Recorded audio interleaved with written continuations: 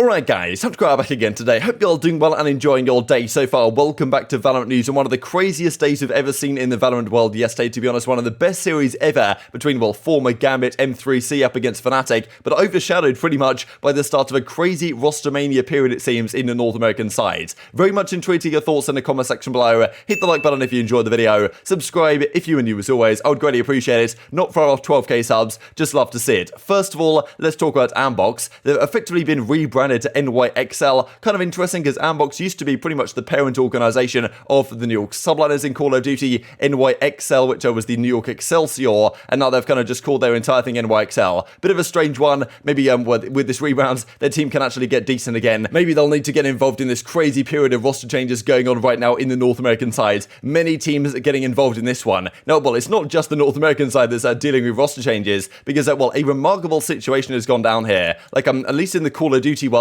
there's this thing known as the Champ's Curse. The team that wins the World Championship will usually break apart within the next few months for whatever reason. And maybe it's starting to happen in the Valorant world as well, because the first Valorant champions in Acend failed to qualify for Masters, right? They failed to even qualify for the playoffs in the European side to even try and get to the Masters to try and defend their international crown. That's not going to happen. And of course, well, they beat Gambit in the Grand Finals to win the World Championship back in December now. But since then, it's been a very much a downhill trajectory. And yesterday, they confirm that pretty much their IGL Bonecold is going to be moved to the bench. We are grateful for the role he played in our success. Have no doubt he'll find success in a new team. Remains under contract. Now, they went into more detail here actually explaining this move. Thought was kind of cool. The head of esports at Acend describes it. For the whole team as a whole, we felt that over time the culture had changed within. The way in which the core of our team sees the game, how they want to play it, has moved away from the way Bonecold sees it. Naturally, there is some confusion for the general community who only see the situation from outside. He's a great player, no bad blood between him and the players. After this, from the start of the year, these differences in opinion have made it hard for us to play as a cohesive unit and result in a range of difficulties in the effectiveness of our practice and general game plan, as well in our official gameplay itself. Again, this is not to stress it's not a particular flaw in Bonecold's ability, rather a split of opinions. As we have always had a fluid IGLing system, there's naturally issues when the team has differing opinions and styles of play. So they felt like a roster change was necessary to bring them back to our previous form and continue to grow as a team. Good luck to Bonecold on his next journey, and he says this: the journey with Acend has been a dream, wish the best for both the team and the staff in the future. Looking for opportunities have been allowed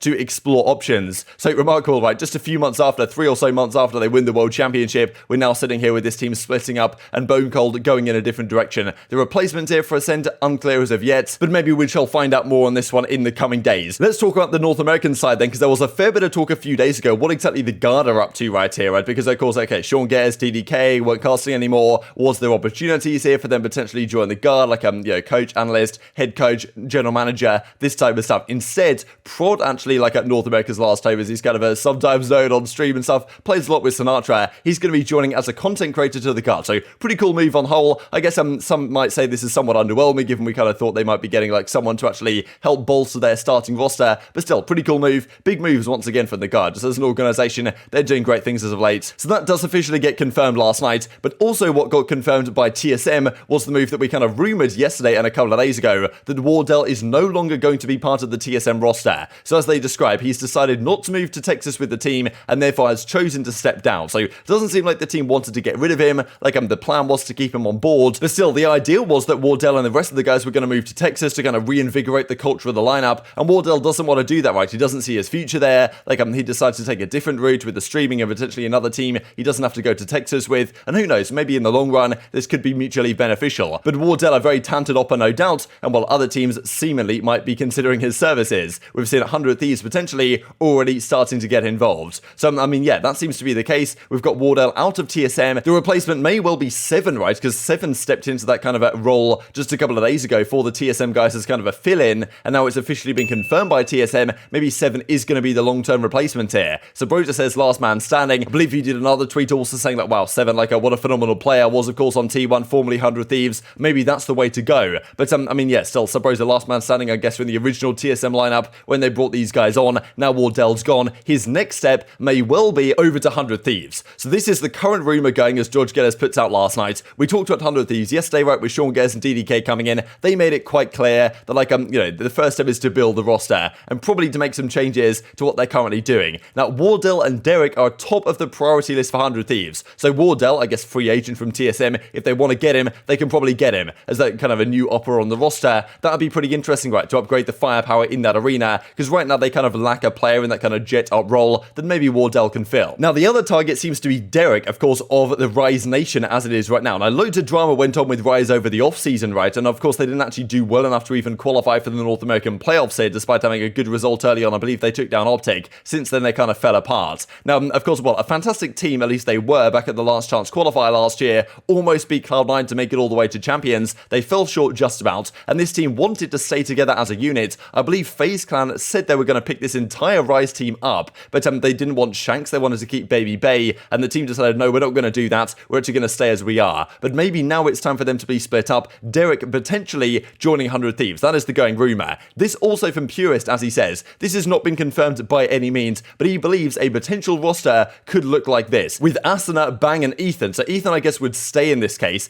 Asuna would stay, Bang would stay, but then of course this would mean that Hiko and JC Stani are out. I do keep thinking back on, I believe it was the Richard Lewis show he did with Sean Gares, like at some time last year, or maybe at the start of this year, and that Richard Lewis said that from what he'd heard, Hiko was effectively in last chance salute, as in, if this team didn't work for the start of the stage, he would be gone. Now, of course, whether that's the case or not, we don't really know, but Purist seems to believe that might be the case, that Hiko actually will be out of this team if they do make this roster construction work with Derrek, Wardell, Asuna, Bang, and Ethan. That at least is kind of the going rumour. This could, of course, well change, like they could get different players, might not happen at all, but still, likely that they're going to make some sort of moves. That is at least what is being talked about right now. This is just a bait tweet, of course, from Zelsis here, but a first piece of our rebuild. Welcome Wardell to 100 Thieves VALORANT. Maybe this is going to become reality sooner rather than later, to be honest, with the going rumours as they are right now. Now, speaking of Rise Nation, like, well, their players also might be going in a different direction. FaZe Clan, their team hasn't been doing all that hot as of late, and maybe Supermen could be a target, because as I said, they wanted to pick up this entire lineup outside of Shanks and have babybay instead back last year, or like early this year sometime. Didn't happen in the end. They kept the current roster, but now maybe with Rise collapsing and Derrek out of there, they might get a guy like Superman into their roster, so potentially a complete explosion here of Rise. Now, we know that there was meant to be another organisation coming through to purchase Rise. That has not happened as of yet. Therefore, like, the players are kind of, I guess, free to go their own ways if they get bought out of whatever contracts they have right now. If another ownership group comes through, purchases the Rise team, then maybe the contract situation gets slightly different, and it will moves like this might not be possible. So FaZe may be looking to get this one locked down kind of quickly before a situation like that could potentially arise. But yeah, very exciting stuff. So many players right now available in the market. There's entire rosters out there potentially with the ability to get signed. But yeah, the Rise guys, Wardell, apparently some players that 100 Thieves are considering. The players they will replace, though, very much up in the air right now as we just looked at those potential rumoured rosters. Very much then tweeting your thoughts on all this stuff in the comment section below. Like, well, a lot, I'm sure, of juicy stuff that we're going to have to dive into here over the coming days. But we have to talk about this before we finish out the video, because probably the greatest Valorant series that at least I've ever watched, at least like of online ones. It was Fnatic versus M3C, formerly of course Gambit, right, last night. Like, this honestly was just an absurd clutch here from Boast on the Fracture. Like, this really got Fnatic over the line in this map. Like, they were down at this point 9-8. There was some rounds that M3C, I don't know how they threw them away, to be honest. They lost this clutch. Like, yes, he's in the Viper's pit, but I mean, still, getting all these kills was just fantastic. This proves in this type of situation with the Viper, you really do want the Phantom in hand, right, when you can just kind of spray. They can't see where you are. Like, they've got the traces coming through. This final shot as well with the classic was absolutely phenomenal as well. 1 versus 4, he almost fell off his chair. This helps just about get Fnatic over the line in the game 1. As I expected, though, like, Gambit, we're going to bounce back. M3C, Mech, we're going to bounce back in the game 2. They win the bind. They take it all the way to a final map on split, and this was a ridiculous map. So this was 9-3 for Fnatic at the start of the second half on the split. They go over to their offense. Fnatic go up 12-7, I believe, at a point, and then defense just kicks in. Like, the defense has kept being won. Gambit, Mech, they're just so good at fighting back from disadvantageous situations and getting themselves back in the game. They take it to OT. Fnatic choked like 5 rounds in a row. Like, it goes to overtime, and then one of the craziest overtimes ever begins. Whereas despite defense dominating the regular game, now offense just comes live, and it's just offense after offense every single round. It goes 13-13, 14-14, all the way up to 20-20, 21-21, and then finally Fnatic win it 23-21. There were too many moments in this to even talk about. There was one round in particular, I believe it was like maybe Dephh. He had a fantastic round, got a few kills, and then I mean, like, peaked the final guy when he didn't really need to, and the final guy almost got the defuse with 0.02 seconds on the clock. But Fnatic won the round anyway, and eventually took the series. What this means is Fnatic are now officially going to Masters. This series was a qualification game effectively, because if you win this, you got top 3 at the event, and top 3 is good enough to get all the way through. So Fnatic win it. Like,